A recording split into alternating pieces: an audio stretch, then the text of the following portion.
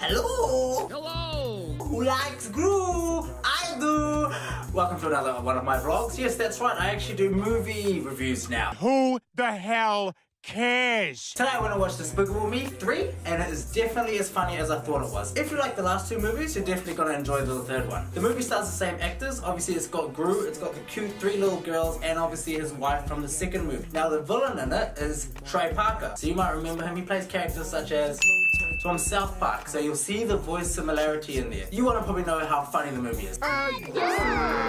It is absolutely hilarious. They do really realistic type jokes towards relationships with his wife, with his daughters, with even his brother. Storyline goes into him meeting his brother. He hasn't met him for his whole life, and it turns out that his brother is in the same field of work as his. So you can see how the villain versus villain will sort of clash. Now, the car that they've got in the movie is the best vehicle that I've seen in any movie ever, and that includes Batman movies. Like, I mean, this car is absolutely out of control. It's crazy.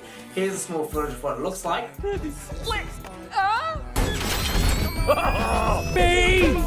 Oh, I am not enjoying this! They send jokes around every minute. There's jokes. You're laughing non-stop throughout the cinema.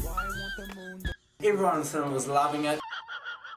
Gru gets fired from his job, right? So he wants to get his job back so he doesn't look like a loser in front of his family. So Drew is stuck in a dilemma where he doesn't have a job. So he thinks, what can I do to get my job back? I got it. Go after the biggest villain in the world. So him and his brother set out to go and stop him. But what happens is they start to clash on the way there. There's cool tech scenes, you know, spy versus spy, and obviously all the jokes that come along with them trying to succeed in the mission, right? The soundtrack is really awesome. It uses cool 80s sounds, so if you're going there with your kids or these adults in the cinema, you're going to enjoy it because you'll love Madonna, you'll love Michael Jackson that plays. It's awesome, right? The jokes are suited for kids, and it's also suited for teenagers and adults, so it's sweet as. Steve Carell does an amazing job. Obviously, he's the only one that could have played Gru in my eyes, and I'm sure the same thing you would agree with. He's the only one, hands down, that could have played this character as well as he is portrayed in the film. And another thing is the Minions. So everyone knows this film, how big the Minions are.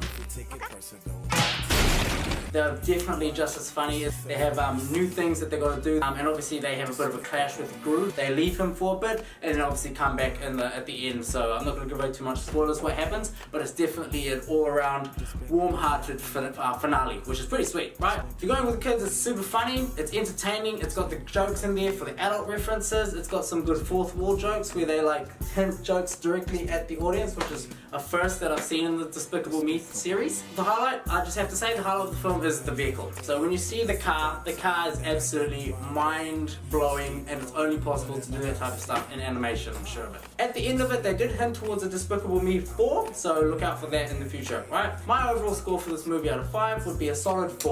It's definitely worth the watch. Well, thanks for watching. I'll see you next time.